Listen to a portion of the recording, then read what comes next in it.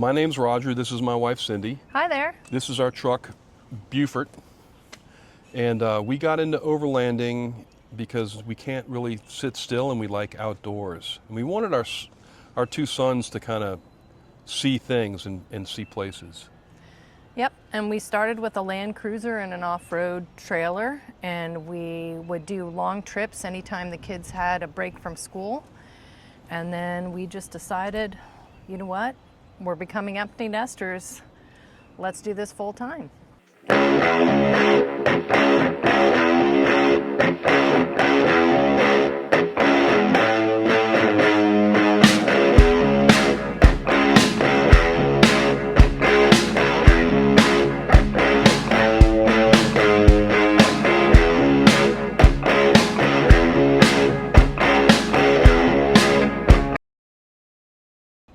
The people.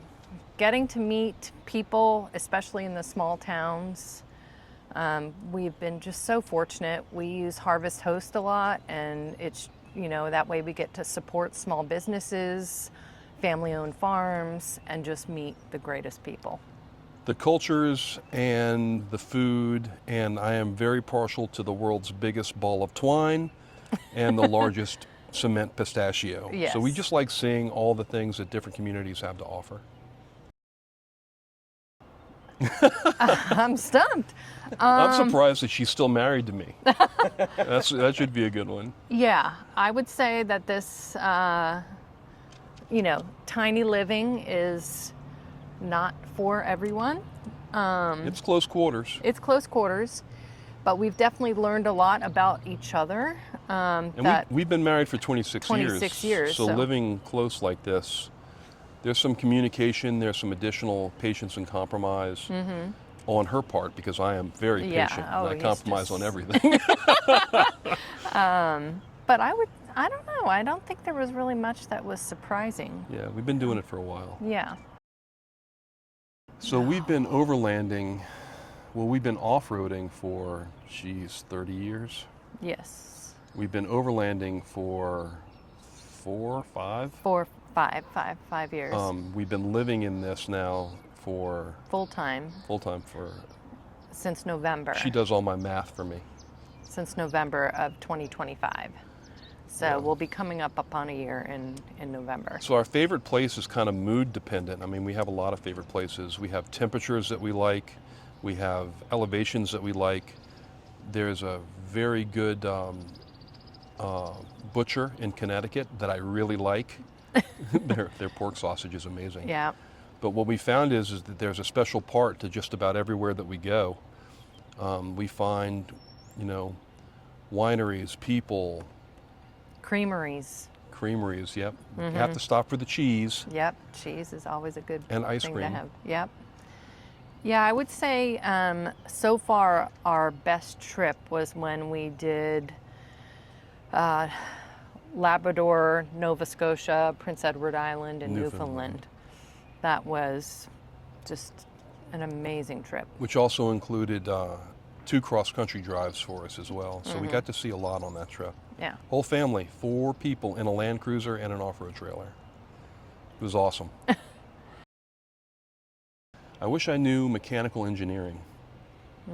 Before we did this build. Yeah. We or living full time. We were really well studied, and we have dear friends who had been doing this full time for about 4 years that we just learned so much from them. So there really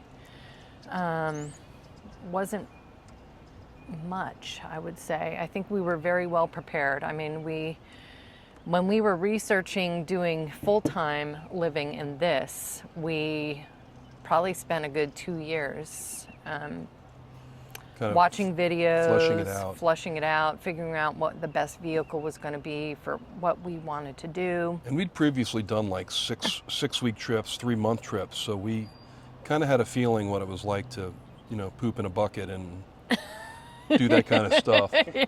Yeah. So the third member of our traveling group is Kooky. He is 1% Honduran street dog. 58% Malamute, Yes. and 8% Shepherd, among some other things. So on our build, the deal that Cyndee and I made was I get the outside, she gets the inside. So as far as the outside goes, we obviously did solid green, 383 cart green, rolled it on. We hired a guy to do the big steel welding for us, but we designed the box. It's done out of mild steel rectangular tube. The skin is 14 gauge aluminum.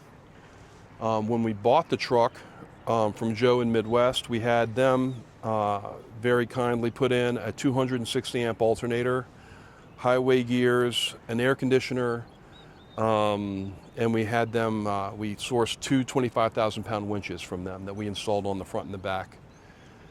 In the front, we're going to go this way. We have, I'm a comms guy, so we have a ham radio antenna. And then here's one of our 25,000 pound winches. Did some extra light cages on the front and mounted some nacho lights down there. And then we really kind of wanted to have an old school World War II kind of bomber motif going on. So we did the eyes and the teeth on the bottom and used the ID rack for some artwork.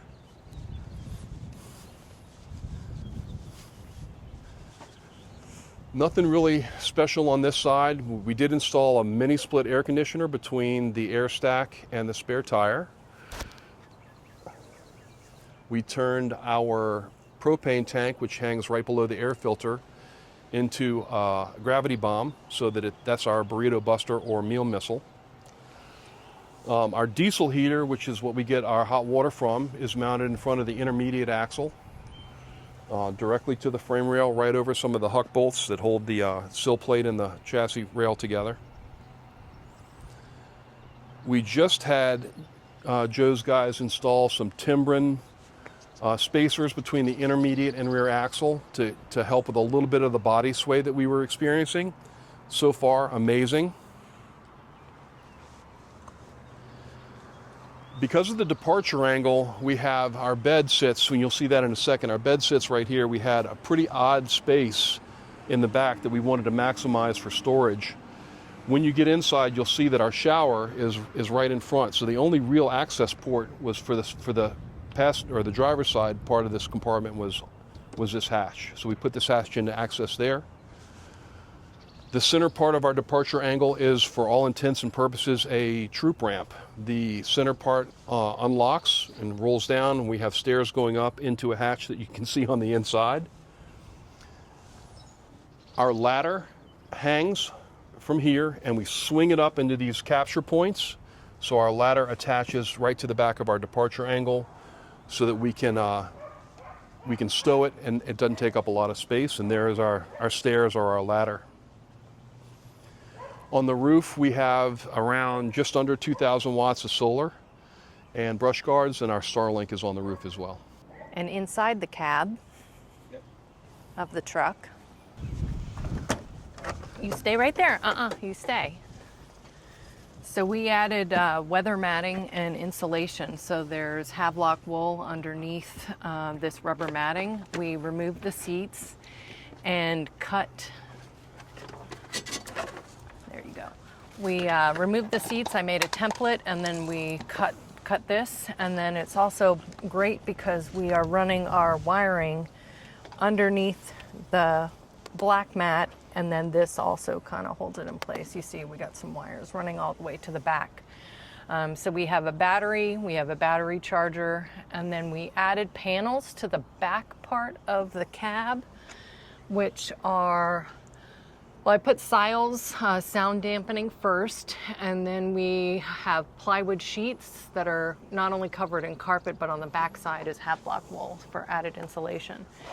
And then the door cards I covered in carpeting, but I put Siles sound dampening on the inside and some Havelock wool shoved in the spots where it's not going to interfere with the window.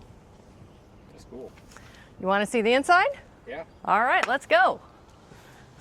So my goal with this was to make it as homey as possible. So I love to cook, so the kitchen was a crucial element to our build. So when I designed the floor plan, and I did it on graph paper and pencil, and with a good eraser, and I had to redesign it several times because the sizing ended up changing several times. But I'm very happy with how it all turned out. So welcome on in.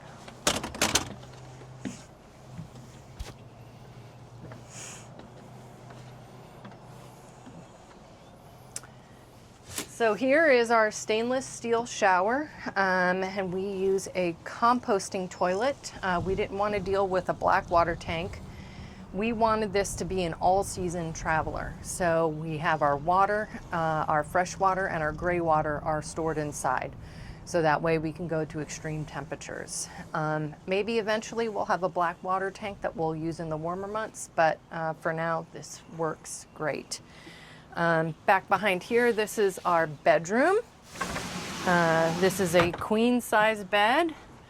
We have made modified overhead cabinets, and then I upholstered the underside of them with some padding so that I don't bonk my head in the middle of the night. 43-inch TV. Behind that curtain is our Xbox, but we run Starlink so we can stream anything. Works really great. We call this our TV cave. We have artwork by Rodger's father. He is an amazing watercolorist. So we fasten these with the Command Velcro strips, and it works great even when you're moving around quite a bit. So if I switch places with you, so storage, we wanted to maximize the storage in this truck. So these drawers essentially go to the full depth of the bed. We have two, his and hers. These are on 500-pound drawer slides, so very strong. And then they do lock in place so that they won't come flying open when we are traveling. We can access the garage. We call it the garage storage for all our tools three ways. One, this one drops down. This one swings out. And then as you saw on the outside, we have the rear hatch where we can access the stuff that's underneath the bed behind the shower. All right, I'll switch places with you again. So we have our clothes storage, our hanging clothes storage. We have like one suit. Raj has one suit and I have one nice outfit. So in the event that we have to attend something where we need to dress up.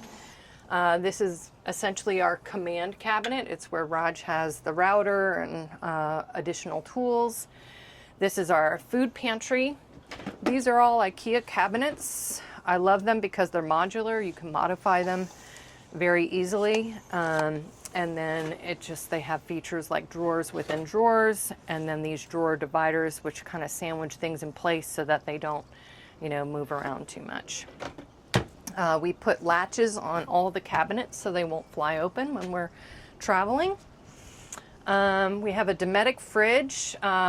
I love, when we go to farms and stuff with like Harvest Host, sometimes we get meats. So we wanted to have a good size freezer and refrigerator.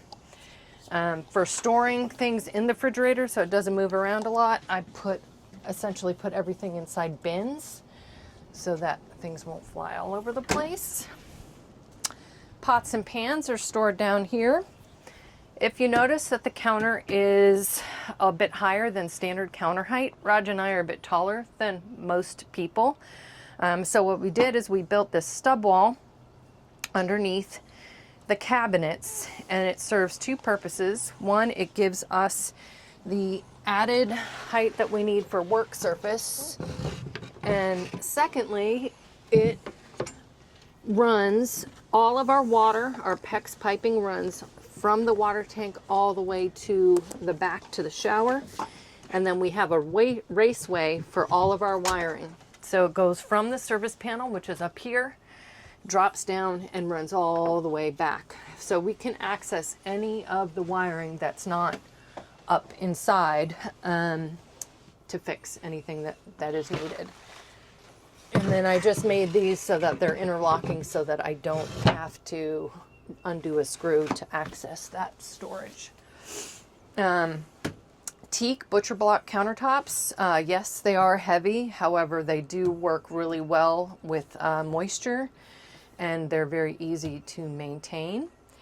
I wanted a big sink because we don't have a washer on board, so we, in the event that we're off grid for several weeks, we can do our laundry in the sink and hang it out to dry. So this table drops down, so this can become another bed, and this is actually where our dog sleeps. The table is a nice feature on the table is it does move back and forth as well. So if you wanted to sit on the couch, you could push the table all the way over and sit here. That's our mini split. It allows us not only heat and cooling, but we have another way to heat. We wanted to build redundancies within this vehicle. So we have the diesel heater, which will heat our water, but once we get the heat register will also have hot air, and that will run off of diesel and not eat up any power from our batteries. Power, we have 460 amp hours with 2 batteries underneath the dinette on this side. We did raise it up off the ground a little bit. In the event that we get a leak in our 100-gallon water tank, it's not going to interfere with the batteries. So behind here and under here is where we have all interlocking, so you don't need to use any fasteners to undo and access. So behind here, this is where all of our power systems are. So we have a DC-DC charger where we can charge our batteries off the alternator of the truck. We have a solar charger, which takes the solar that we're collecting, solar energy from the roof, into the batteries. We have a 12-volt fuse block here, and then, as I said, the service panel for the 110 wiring is back behind this panel. So here's our 100-gallon water tank. We also made this so you don't need any screws or fasteners, so you just can remove these 2x4s. And if you need to, if we ever needed to remove the water tank, we could easily do that. And then underneath this counter, we made this so this pops up. Underneath here is our 15-gallon gray water tank, as well as a plate exchanger, which is another way for us to heat our water. But that will use electricity from the batteries.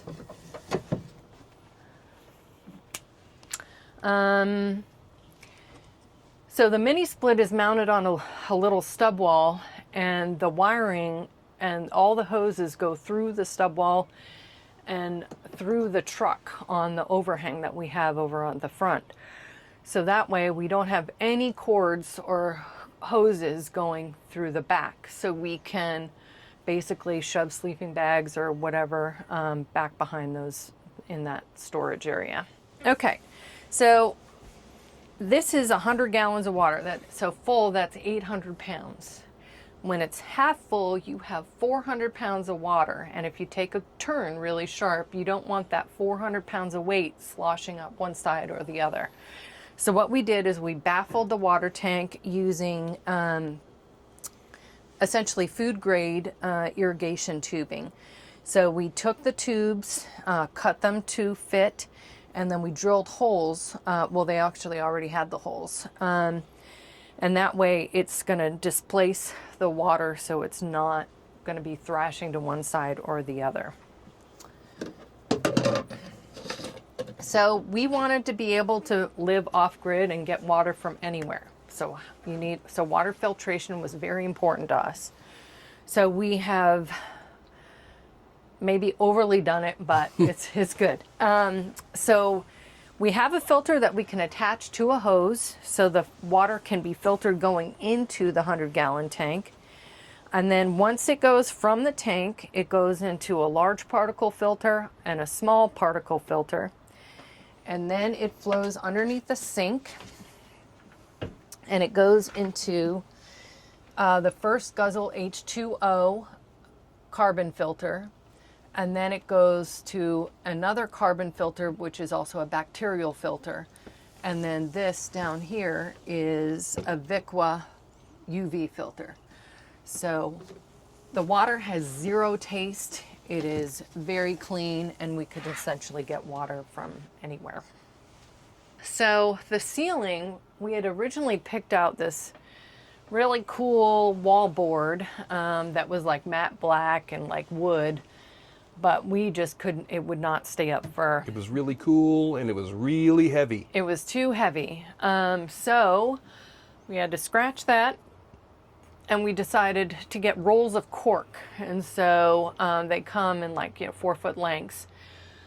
So we're just under 8 feet going this way. So we had to trim on either side, and wanted to put, cover the seams, but also make it an architectural element. So I used pine board lattice that I painted the same flat black that's used on the outside of the truck for these. Funny story about this is it took 2 gallons of contact cement to put this up. And we're working in a confined space, so I may have gotten a little contact high from. We had respirators, there was we ventilation. did have respirators and ventilation, but man, by the end of installing it, I had a headache and was not feeling too great. But it looks great. It adds for sound dampening, and we can pin our patches and whatever that we collect from our travels up into the ceiling. My favorite element of the entire build is the copper backsplash. So we got a 4x8 sheet of copper, and it was kept outside, but it was sandwiched in between 2 pieces of cardboard. So that's what gave it the patina that you see here. An unintentional added value. Yes, exactly. We wanted to bring pieces of home with us to our new home on wheels, and so we had moved around quite a bit, and so we wanted to have a height chart for our kids. So we put it on Velcro and would attach it to the wall of our home, and so we were able to take it off our house before we sold it and just put it right here. Thank you all so much for taking the tour of Big Beaufort. If you want to follow us on our adventures, our hashtag is @BigBeaufort. And if you have any questions about our build, or if you're curious about getting into this lifestyle yourself, please message us. We love encouraging people to get out there. And we cannot say enough good things about the folks at Midwest Military Equipment. The process of buying the truck was very seamless. Joe is incredibly knowledgeable. He answered all of our questions, probably more questions than he gets from any other person. And then any issue that we've had, which there really haven't been any, they are just quick to respond. The whole team is just A1, really, really top notch. So we appreciate you guys so much. Thank you.